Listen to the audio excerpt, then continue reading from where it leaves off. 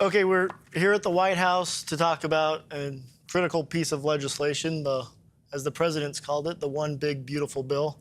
Stephen, you were with the president and us on the campaign trail as the president traveled the country talking to voters and making commitments and promises on what he would deliver. We're now here with our first key piece of legislation. How did we get here? How has he turned those campaign promises into actual text? Yeah, so the most important thing in politics in America is honoring the promises that you make to the American people. That sacred trust between the voter and the man they elect, in this case, the President of the United States. I, like you, traveled with the president all across the country. Packed arenas, packed airport fields, packed stadiums. And in every one of those campaign rallies, he made a series of very specific promises that helped propel him to a landslide victory. No tax on tips, no tax on Social Security, no tax on overtime, no tax you can deduct if you get an American-made car, the interest from your taxes. Building the Golden Dome to provide a missile defense shield for the United States of America. Passing comprehensive border security and immigration enforcement legislation to both seal up the southern border on a permanent basis and get the people here who don't belong back home. Also, fighting radical transgender insanity. Also, unleashing American energy, deregulating our economy so we can have job growth, making the Trump tax cuts permanent. I could go on and on and on. Each and every one of those promises is codified in this legislation. It is literally as though you took a campaign rally speech and turned it into a bill. The reason it is the big, beautiful bill is because it is a campaign speech turned into a piece of legislation, which is why I'm so proud of the House Republicans for passing this bill and honoring our shared promise to the American people. So now it's headed over to the Senate, and you tick through. We have 3 pages here. Eliminates Medicaid for illegal aliens. Trump saving accounts for kids. Slashes IRS funding. Green New Deal defunded. Energy production unleashed. Tariffs on Chinese-built ships. You go on and on. Who benefits from this? Well, first and foremost, the working and middle-class people of this country benefit. For one, according to our estimates, you're going to see a $13,000 average increase in take-home pay for the typical family. $13,000 through both the combination of economic growth that this bill will unleash, as well as the historic tax cuts that will be unleashed. Again, you're talking about not only making the Trump tax cuts permanent, but the largest package of working-class, middle-class tax relief that has ever been proposed. You combine that with unleashing American energy, getting rid of wasteful regulations, and also, very importantly, getting the illegal aliens out of the country who are driving down wages for working people. This is the most working-class bill that has ever been proposed. I've been in what people call the conservative movement for my entire life, since I was a child, since I was in high school.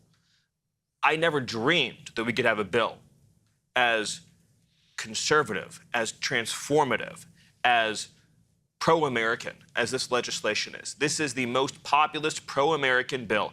This is the MAGA agenda in legislative form. I could not be prouder of the people, including the 2 men to my left, who worked with our closest allies in Congress to make this bill into a reality. Well, that's great. And so, Russ Vogt, director of OMB, I saw you on Will Cain this week, where your sister emailed in to make sure you pronounced your last name right. So, Russ Vogt. True story. No, one of the things, obviously, we talked a lot about last year and into this year was inflation. And record high inflation under Biden. And there's been some efforts early on to address that. How does this piece of legislation address the cost of living for the American people? Across the board, I just think to reiterate one of the points that Stephen made, you have a bill that is so big on promises kept. Any one of the provisions in here would have been the kind of thing that would dominate the entire agenda for an entire year, and we have so many of them in the same bill. It is fundamentally not a budget resolution. This is an agenda setting, agenda and promises keeping bill. From the inflation side, let's look back to what Biden did, right? So Biden dramatically increased spending, scaled it, used COVID. We'd already funded what was necessary to deal with the COVID pandemic, and he dramatically expanded. And at that moment, you saw inflation really start to become an issue. They dramatically increased regulations. They sent energy prices escalating. And so when President Trump is running on the campaign trail, his inflationary efforts are aimed at those three issues, right? Deregulate the economy, get people's prices down, get rid of high energy costs, American energy across the board. This bill furthers that. And then, of course, in the spending driver and dealing with the Biden spending regime and pulling that back. And this has historic levels of mandatory spending reforms in the constituted as a work requirement and other reforms, but things that really drive our spending down. And I think it's one of the reasons, not the only reason, but it's one of the reasons we're back to having the lowest inflation in 4 years, and we're seeing it drive down. We'll be below the Fed level soon. And so this is on a trajectory that is exactly what he ran on in dealing with the Biden excesses. Stephen, you had a post on Truth, or on X, I suppose. Largest tax cut and reform in history. Interest on car loans fully tax deductible if the car is made in America. Fast tracks new energy projects and provides protections against future regulations. Terminates the Green New Deal. Cuts $1.6 trillion in net mandatory spending. The most pro-American tax bill ever, as you were saying. Jump off of what Russ was talking about as how this addresses inflation and the cost of living for the average American person.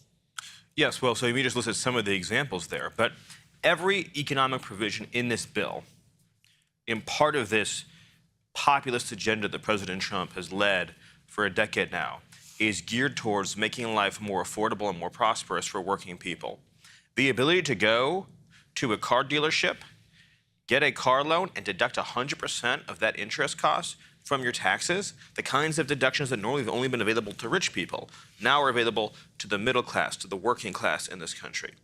The ability to get energy prices down even lower than President Trump has already reduced them by creating a permanent structure for deregulating American energy and keeping it flowing long into the future, that's going to make life more affordable for everyone, not just the cost of driving, but the cost of heating, the cost of air conditioning, the cost of electricity, the cost of everything is going to go down as a result of this legislation.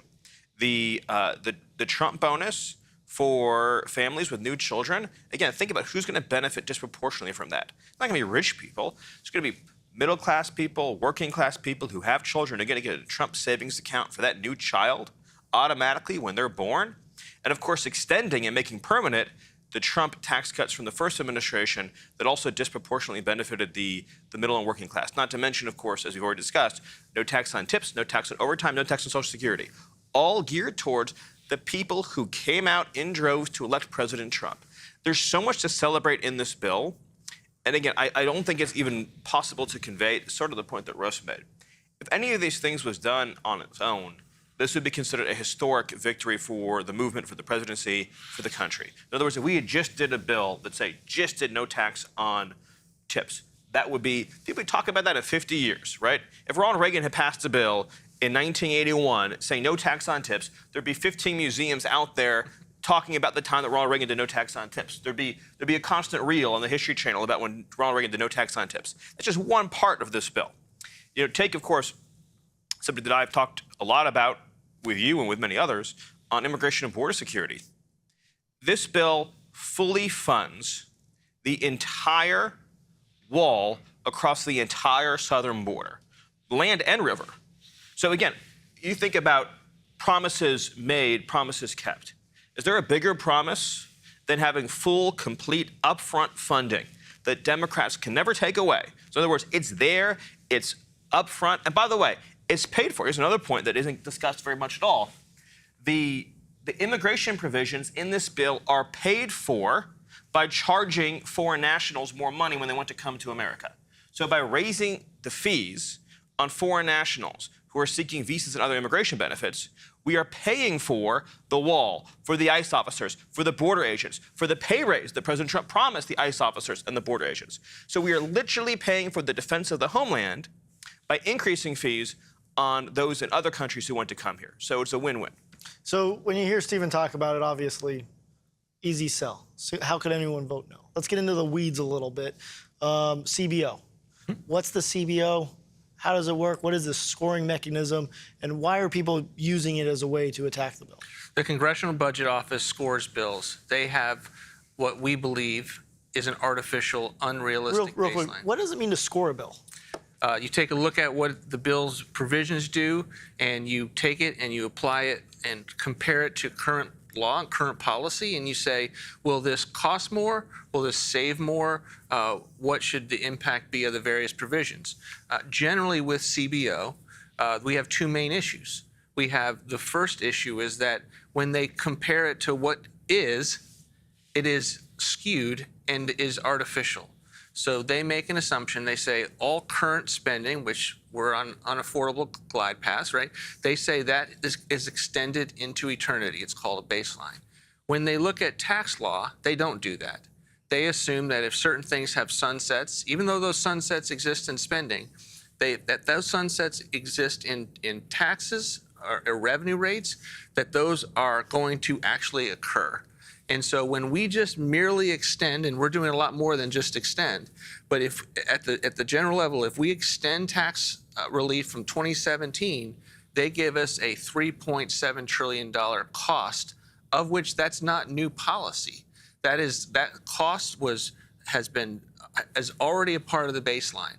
And so it's important when you're scoring something, when you're deciding how much something should cost, it should be as accurate as possible. When you adjust that, this bill actually reduces at least by $1.4 trillion deficits and debt over 10 years, including all of the things that we do in this bill, it reduces. And that is before the economic growth that we believe in this administration we will produce, because that's the second big issue we have historically with CBO, is that they do not believe that your policies will have more than a static approach to anything. We call this dynamic, and it's typically in the tax side. So not only do they not account for the fact if you allow for a 60% tax increase on people because you haven't extended their tax rates, that might actually have a poor negative economic impact, right? They don't assume that. They don't assume the recessions, the economic woes that would come from that. But they also, so that's horrifying, but they also don't then assume that if you have policies like no tax on tips and no tax on overtimes that are encouraging people to stay and work more and have more productivity, that's going to lead to higher levels of economic growth than you would ordinarily assume. And so that really is the big argument right now that we're having with CBO. And unfortunately, it's not just CBO. It is all of the watchdog groups in this town who, by the way, are policy agnostic. So unlike this president and his administration that are trying to do a lot of different things because we have made promises to the American people, the president has made promises to the American people, they are looking at this through one small prism, and they are saying, by our artificial baseline, this impacts the deficit. Not only are they wrong, but they are being irresponsible because we are not policy agnostic. The president ran and won a landslide, making certain promises to the American people that need to be kept. And this is a bill, not a budget resolution, mind you. This is not a bill that's, hey, what is our full budget picture? This is a procedural bill that is allowed to get through the Senate and avoid the Senate filibuster, in which you want to get as much of your agenda into it as possible. And as a result, certainly needs to be scored, but it's important that it be accurate. I want to break down some of this deficit stuff, some of the CBO issues, because I think it's really important. Believe it or not, I actually was on I was a staffer in the Budget Committee for 2 years. So for 2 years, I had to learn everything there was to know about the Congressional Budget Office and scoring rules and budget rules. So it's going to get a little bit wonky, but these are really important points. So I want to pick up a little bit on what Russ said. So every year, at the end of the fiscal year, September 30th, all government funding expires. It goes down to zero, right? It goes down to zero. So so if you were to do a score over spending over the next 10 years, based on what is known as current law, right? There'd be 1 year left of spending and then 9 years of nothing. So you would have a year of spending out of 10. So if you were scoring based on current law, you would show basically almost no spending over the next decade, because spending all goes to zero at the end of the fiscal year. The Congressional Budget Office, when they're projecting future spending, assumes that more or less what you spent last year will be spent next year. Okay. Now take taxes. Tax cuts, most of the time, because of reconciliation rules, throughout most of the last number of decades, have been on 5 or 10-year time horizons where they have to be extended and renewed. And almost without exception, they always are extended or renewed. It's just part of the law. So if a middle-class person is, say, paying 15%, and that's, say, for 10 years, and if Congress doesn't renew it, it would go up to 25%. Without fail, almost every time, eventually, Congress, usually Republicans, come in and they extend that tax rate. So under what is known as a current law baseline, CBO is not doing the same assumption as doing with spending. CBO is assuming that every single tax rate in America is going to surge up to what it was before the last Trump tax cuts. And so what they're saying is, merely because this bill, among all the other provisions, keeps the Trump tax cuts in place and continues them, they're saying the act of not raising taxes costs several $1 trillion, which is absurd. It does not cost the government anything to maintain status quo tax rates. Like, by definition, you cannot cost the government something by not raising taxes. Only a communist would make the argument that not raising taxes is stealing something from the government.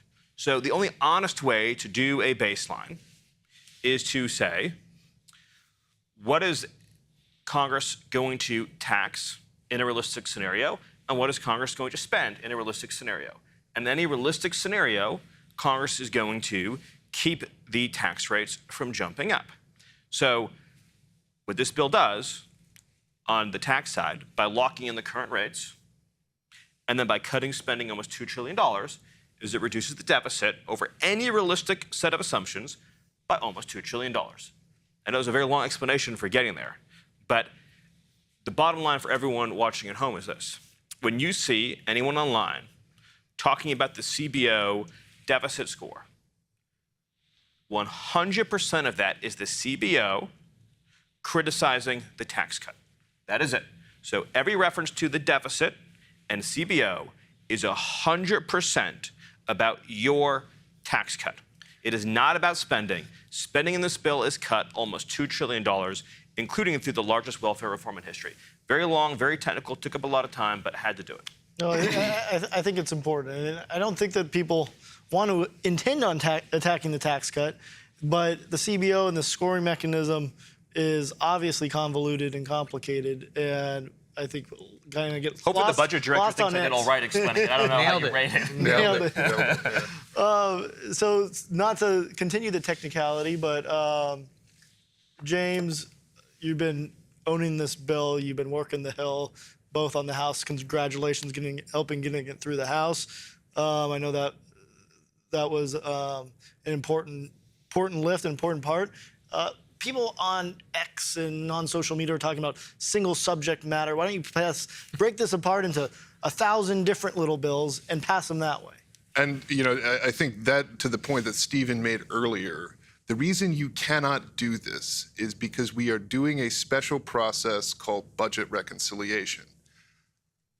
The Senate requires 60 votes to pass legislation. And the benefit of budget reconciliation, where we're reconciling the law with the congressional budget, is that you have a 50+1 vote threshold in the Senate. The reason you put everything together and as much as you can, and everything, as Stephen said, all of Trump's campaign promises, this campaign speech, and the covenant that the president made with the American people turned into one big, beautiful bill, is because you have one bite at the apple and you have to execute absolutely as much as you can at that bite.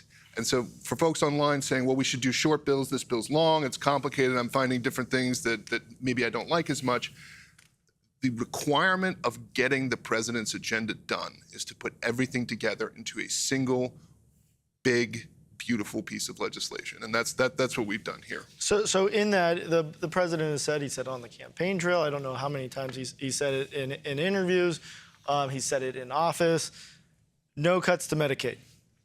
And yet Democrats are doing what Democrats do. The media is doing what the media does and says the president is trying to push Granny off a cliff and cut Medicaid. Can you unpack that and really explain what they're doing and why they're doing it? And so, first of all, we're talking about Medicaid, which does not affect in the main Granny. Medicare is the healthcare program for seniors.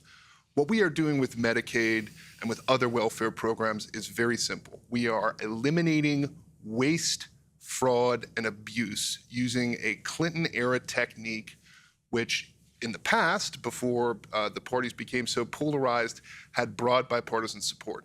And that is through work requirements. And the work requirements are if you volunteer, go to school, or work 20 hours a week, no one who does those things will lose any benefits. What we are focusing these programs on is the actual needy population that can't work, that's disabled, that has children at home, who need these benefits in order to continue and carry out their daily lives. That's what this bill focuses on. It focuses on a historically bipartisan, effective method for eliminating waste, fraud, and abuse in these programs. And we did it in the late 1990s, saved hundreds of billions of dollars, and brought more people back into the workforce where they got better health care than is available through the government. And we think these reforms and the reform approach that we have done with this bill is precisely in that vein and will be successful in the same way that the 1990s reforms were. I mean, you talk about the 1990s, Senator Dick Durbin, who happens to still be around, liberals, conservatives came together and said, let us put people back to work. If we are going to solve the welfare mess for good, take people off welfare permanently. We need to put them to work.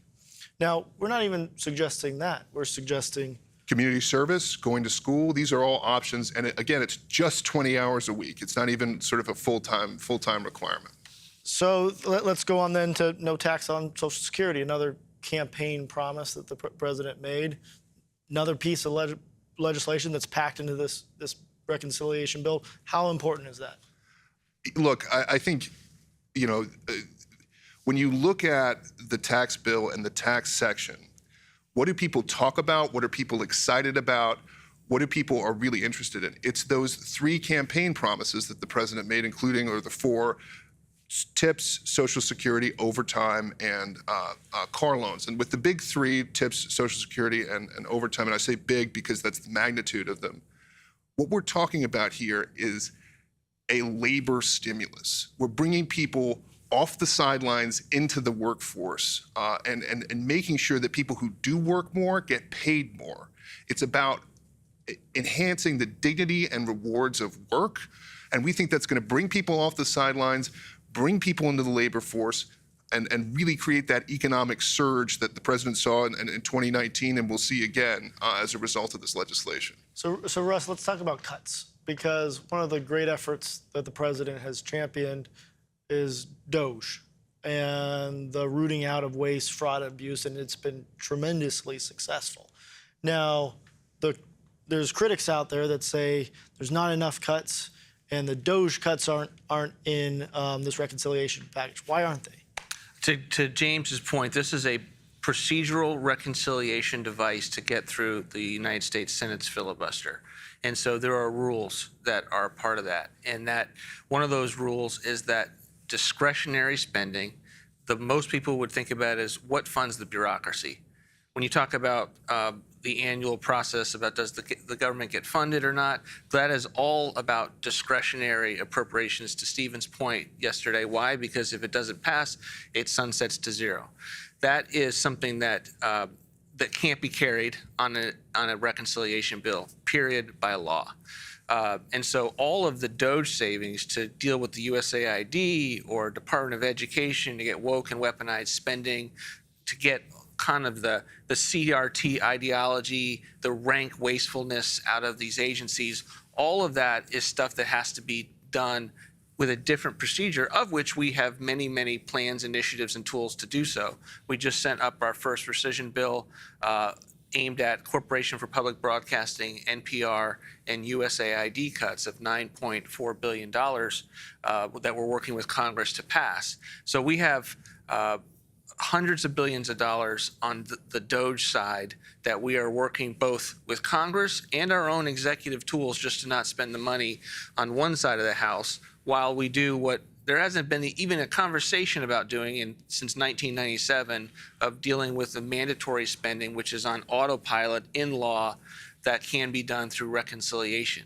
And so there is this misperception out there that this is a budget bill, that this is a budget resolution. So why wouldn't you account for all of your savings in there?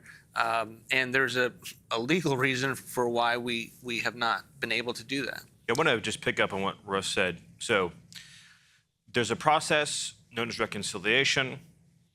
Again, all gets very technical. And in that, you're allowed to do savings on what is called mandatory spending. Mandatory spending is spending that is automatic and that doesn't expire. So these would be things like Medicaid, things like food stamps. That's where we have the largest welfare reform in history in this bill. Another kind of spending is known as discretionary. That's what funds the bureaucracy, as Russ mentioned, Department of Education, Department of Labor, Department of Commerce, the federal workforce, federal grants. That has to be cut through a process known as rescissions, which is a separate process. We're sending up rescissions bills to codify all of these cuts. You can also make these cuts through the annual appropriations process. That requires 60 votes. Rescissions requires 50 votes. This bill is not a spending bill. So in other words, if you ask me how much— If we wanted to do it, we couldn't. Right, we couldn't. If we wanted to, we couldn't. But the flip side of that is, not only can we not cut discretionary money in this bill, but this bill is not also responsible for new spending either. There's no money in this bill to fund the Department of Education. There's no money in this bill to fund the Department of Labor. There's no money in this bill to fund the Department of Commerce. There's no money in this bill to fund the entire architecture of the federal government. There's no money in this bill to fund the entire architecture of federal grants. So, again, as a thought experiment, if you pass this bill and then said, all right, we're done for the year, that's it, no more bills, government funding would go down like half overnight. In other words, this bill is not responsible for funding government. This bill has two major fiscal provisions in it. It reforms welfare and it cuts taxes. Two long-held Republican objectives. And I think it's important to note, too, I mean, there's probably no bigger defendants or proponents than DOGE than this team here. And as relating to this reconciliation bill, if we wanted to, we couldn't, but we do want to and we will. It's just not through this vehicle. And we have. We've sent that vehicle up to Capitol Hill, We've at least started. one of those vehicles, and we'll continue to. And the great thing is work on there's that. tremendous work that's been done by DOGE, and there's tremendous savings that have been identified. And it's going to take a meticulous and tireless effort. It's going to take the support, the continued support of the American people. But this reconciliation bill is different than that. And I think it's important to understand that. James, where does this bill stand now? I know you had a bunch of the Senate leaders in the White House yesterday talking through it. Where are we? So cleared the House a couple of weeks ago, 215, 214, with one present vote. So very close vote in the House.